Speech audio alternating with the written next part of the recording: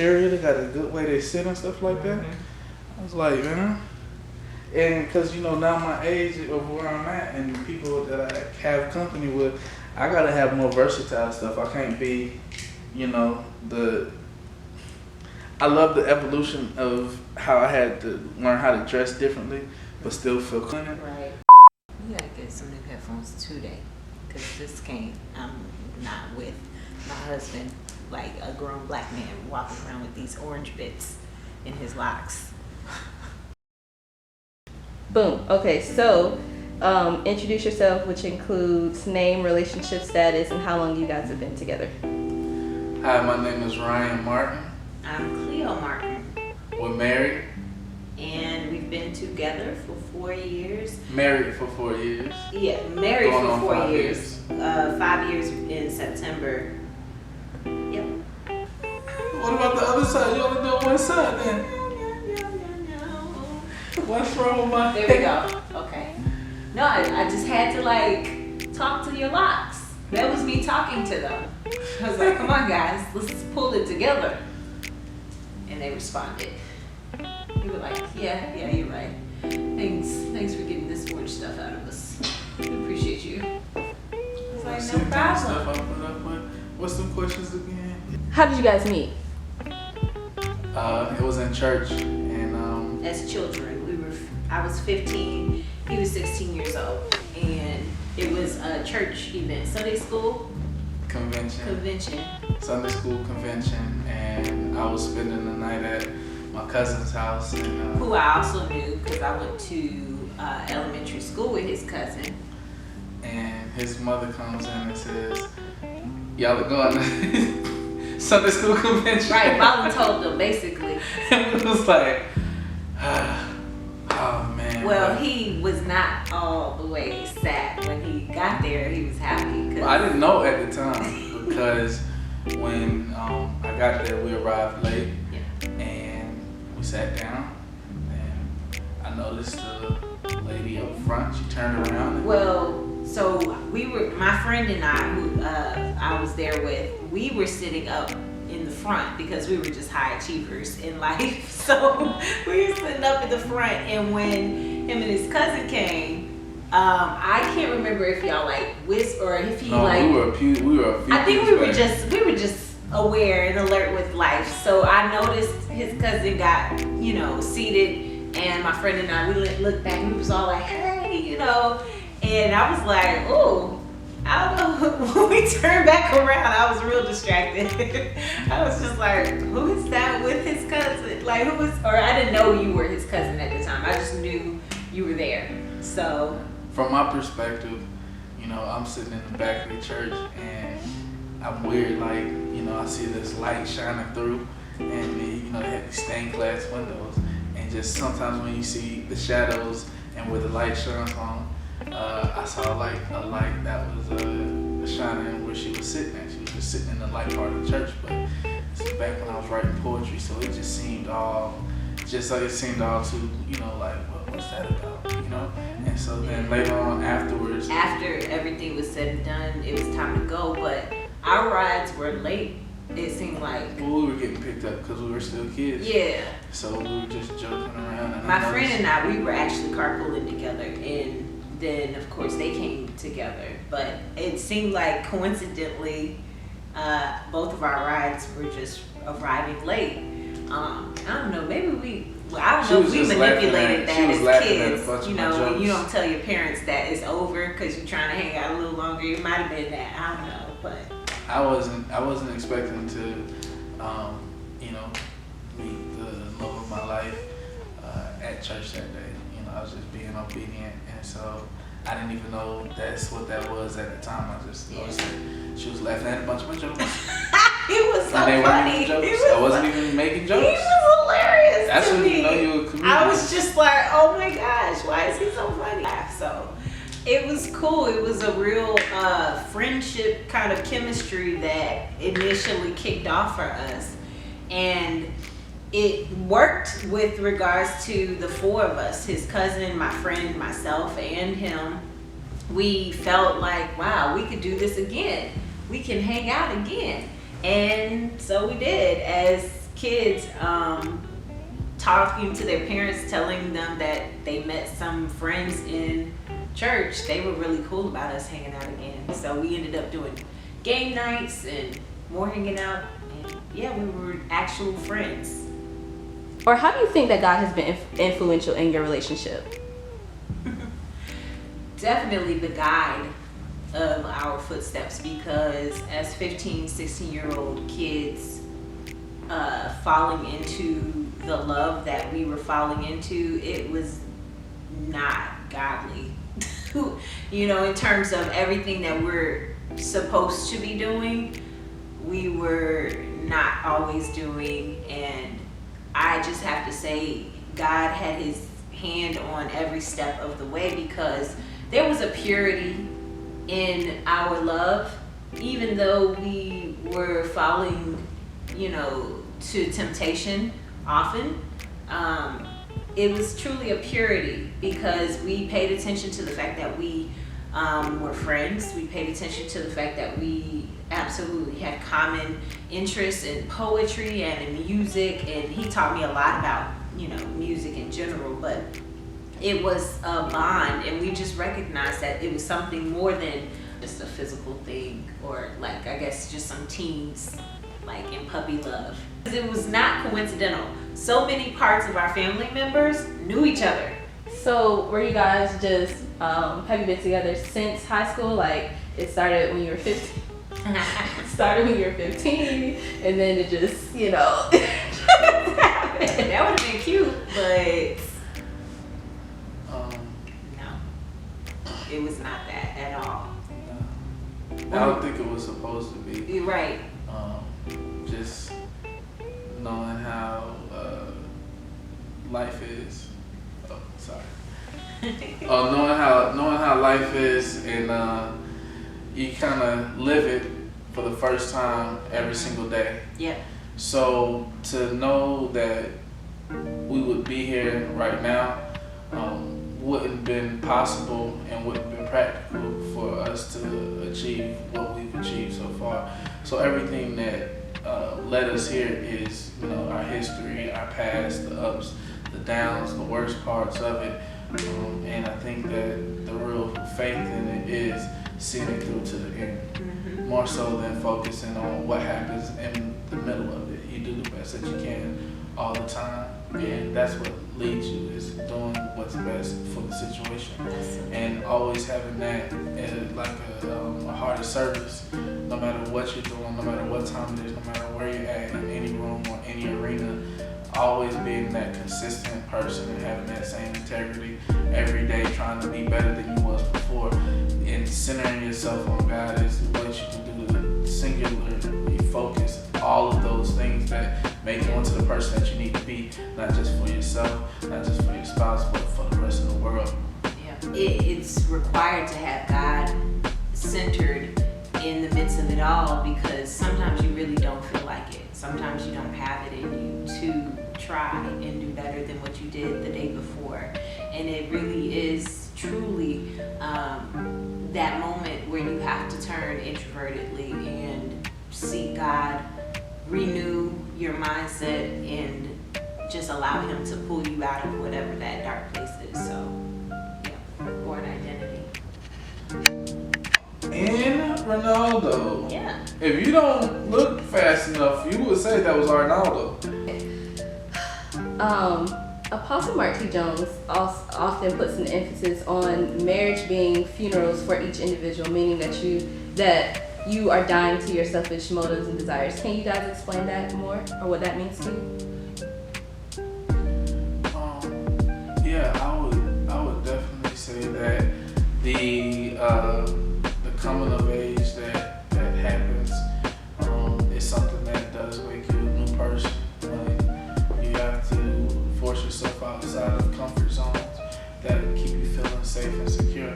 And so sometimes that means doing not what you want to do, but doing what you need to do, even if it's not for yourself. And so that is something that, whether you're married or not, should go without, just so that this planet could keep going and be a better place.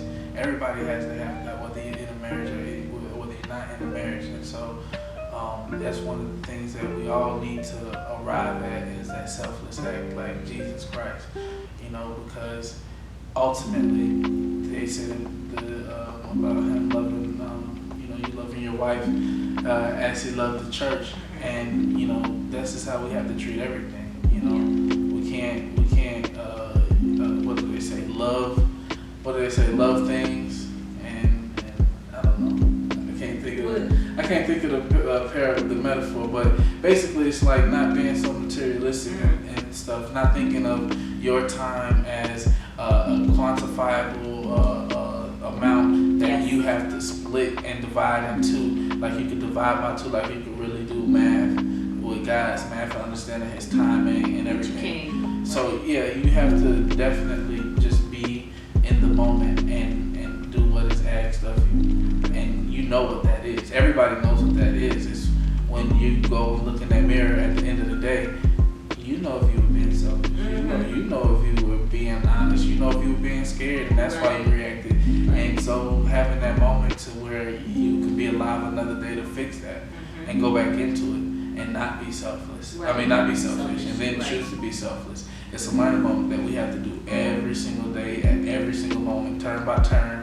It's something that you can't lose touch with, because oh, she really So question, is love a choice? I don't think that love is a choice. Yeah, love is not a choice, but the actions that it takes, that it requires, I believe is a choice. But love itself, no. In a unique way to kind of support and pair up with what my husband was saying. In order to be selfless, there has to be a sense of selfishness in a way where you do have to sit with yourself and God to disrobe yourself of those things that keep you from, fully indulging yourself in this love, in this relationship. And I definitely think that many people who fear marriage often look at it like, oh, there goes the end of me as Cleo.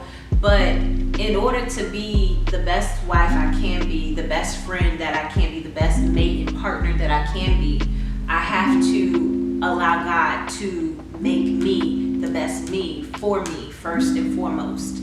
I definitely believe there has to be some choice in the act of loving. But yeah.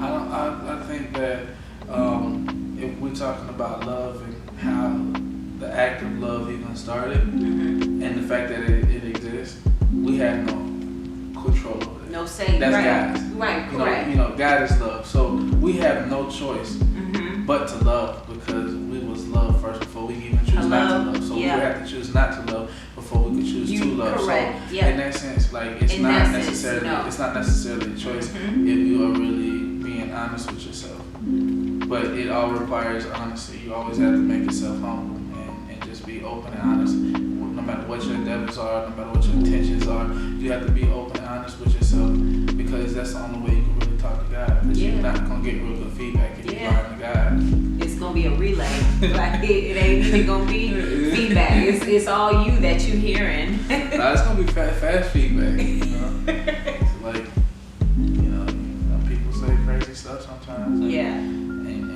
they'll say, they'll use, God as the excuse. But God He'll know how to remove things out of people's life so that they can't use it as an excuse. Correct. So now all what of the you gonna do? That's gone. Right. Now what else? Who's to blame? Who's to blame for your issues? Who's gonna be the reason why you're mad right now? And so we have to sometimes be selfish in protecting our loved ones and our family from the world. If anything, I would say that's the only time sometimes I would choose to be selfish, is to limit myself from applying myself to the world, and also applying myself to because that stuff will interfere with what God has intended for you. It interferes, it distracts. That was good. On a funny note, what Give us a funny memory, old or new, that is like one of you guys' favorite memories. I got one. That was fast. Yeah. Nah. I did something silly, and I was either dancing or singing, and she laughed really hard. And she laughed. She laughed so hard. It sounded out her body. It sounded like, I don't know what noise it was. it sounded like Shaquille O'Neal laughing. It was different. I never heard that voice come from her. And she sings. So like I've heard her do a lot of different stuff. Anita Baker, Toni Braxton, Temptation, Silent Night. I've heard her, but when she laughed, it came. It was something so weird, and I was just like, wow, we're friends. Because you're not supposed to laugh like that in front of the people you like. And then that made her laugh harder, and then she kept doing it. It was like grunting without grunting. I don't know what it was. I don't know. Okay, alright, okay. I have to say my favorite memory is the day he proposed to me. That was absolutely like he did that. He did that. It was a lot of emotion, and uniquely compared to the wedding, which I was so high in energy for, and I think the planning and the getting closer and closer to the wedding, I was not as like present as I was for our engagement, because I had the opportunity to not know what was happening. And I think that might have been why I was taking everything in. It wasn't my planning, and I'm the planner. So I was completely caught off guard. Not to mention, like, it was just like, what is happening? And I don't know, I could tell you like scene by scene, but it was just more so, I don't know. It's a memory that I keep in my brain and in my heart, and I don't necessarily have to exert for you to know like the emotion that comes over me when I remember it. It was good. He did that. How do you cope with all the things going on in the world, like all the, things that could potentially like ruin marriages, like social media, even people like trying to invade upon your marriage, or like how do you cope with things like that for a couple who's who wants to get married or who's on the way to marriage? How do you cope with different things that come against your marriage? At face value. Mm-hmm. Face value. You gotta look it dead in his eyes, Mm-hmm. and you gotta make sure it looks you back dead in his eyes, Mm-hmm. and just then you have that understanding that this is not what you want. This is not something that is attainable. This is not even an option. And so everybody's allowed to be human. Everybody's allowed to say, "Oh, I didn't know." But respect is something that's demanded out of everybody. And so I feel like anything that's disrespectful is distasteful, and I don't like distasteful things. No matter what side it comes from, it's just all about respect. And so I think that people, being attracted to people saying, "Hey, you're attracted to this and that." Like I don't really think that there's really any issue with it. But I think that the perversions of this world, the pressures of society, and what that tries to enforce and twist on people, it tries to blow things up, because everybody needs something to keep them going. A lot of people use cheap fuel that's sugary and candy, and some people rather have some slow grow old and a slow cooked meal where they grew their vegetables and everything because they know that in 40 years from now, what they'll have to show versus a 15-minute engagement or a 2-week fling is going to be way more impactful to the world than what would be provided of just falling into what is easy and following the path of least resistance. Correct. Okay. I don't know. What is a pastime that you and that you and Ryan do, that you love to do that's not typical? Just spending time together. We do a lot. From meditating together. We've danced. We be up in the house having our own little house party. We love going, eating. We're foodies. We love to travel. Having philosophical conversations. Yes. Board games. We love board games and escape rooms. A little bit. Well, we like escape rooms when we have a team. I'll say the favorite pastime is actually when I get a chance to like cook or prepare food for her, because then I get a chance to pretend like I'm a chef at a restaurant, and then she like actually entertains it all the way. Like she entertains it all the way, and she's like, "Oh, this is the second course." I played the food critic at the restaurant, and I'm talking about how exquisite, and I was like, "Ooh, there must be rosemary in this chicken." That's like he been doing it though. Like I'm not making it up, so it's sincere and genuine. But for the most part, we just enjoy it. We love playing pool. We are big on just spending time together, quality time. So a question that we had from a young lady she's in a relationship, but they have communication problems. What is some advice that you would give to that relationship? That's march on. It gets better. It gets better, but I will say this: more communication does not equate to better communication.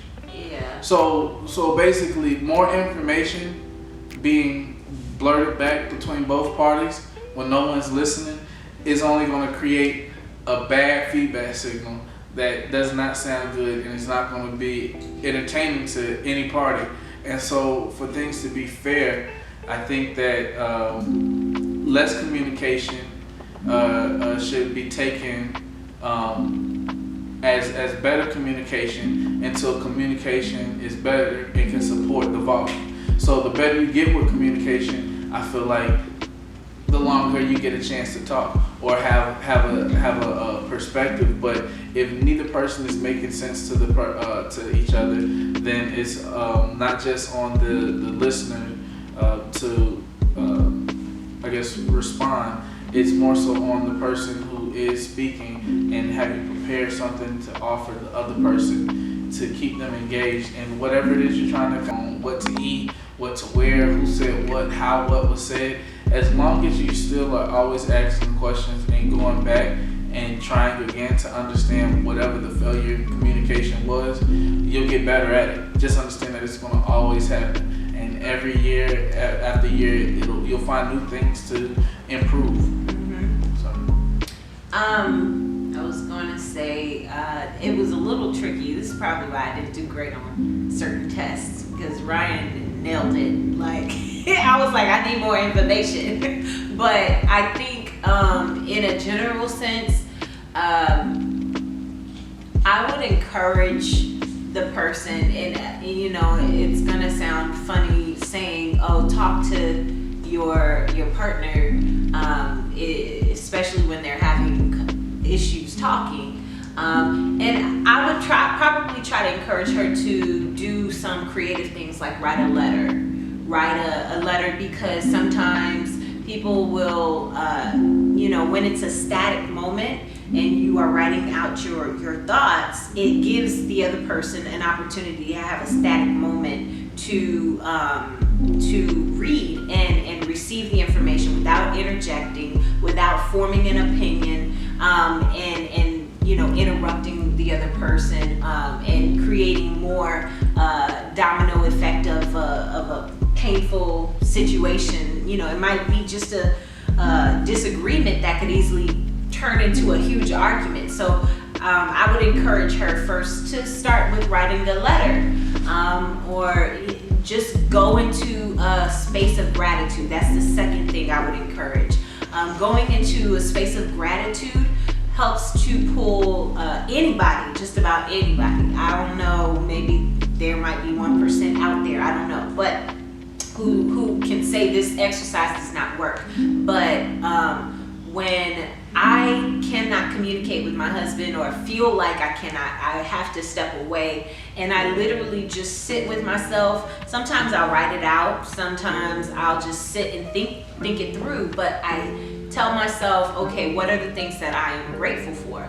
I'm grateful for the fact that I woke up this morning. So I'm grateful for, and sometimes it'll start really, simple or and whatnot, but eventually you start digging deeper into, I'm grateful for the fact that in spite of all of my imperfections, I don't look like what I've been through.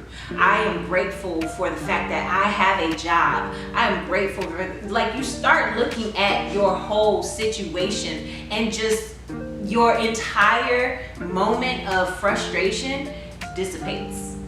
It may not disappear, but it literally becomes small. In your world of gratitude, whatever you were frustrated about practically no longer exists. And those are the two things I would definitely encourage her to do. What's something that you guys, your wildest dreams of doing together by the time you're old? The honeycomb. Oh yeah. Oh wait, can we say that on here? This is copywritten stuff, okay? Just letting you know. No, this is, listen, it's for the world. We have had a dream since we were 15, 16 years old to create a facility. We probably don't necessarily need to go into detail, but a facility here in Tampa Bay Performing Arts, but Tampa Bay Performing Arts World. Something similar to the Tampa Bay Performing Arts, but I guess you could say synonymous to the Harlem Cot Club or the Apollo Showtime Theater. Those larger spaces of performing arts, but for dinner theater, elegant energy to it. You can have, I probably won't go into detail, but yeah, that was actually our dream. You could have Jill Scott come and perform and do like a big orchestra performance, or you can have more of an acoustic like Maxwell with the guitar and whatnot coming in, and you would be able to enjoy the experience just the same as the other. While being socially distanced. Well, we're talking about when COVID ain't hit, so maybe not. But actually, no, it would be socially distancing. No, that's what I'm saying. Yeah, you're right. Based on the design, that's copyrighted. But yeah, so that would, and I would say also traveling more, like outside of the country. Okay, so wrapping it up, what's one last thing that you guys would like to say? Have fun. Keep laughing. And having fun doesn't always include winning. Ooh. He said it. We're done.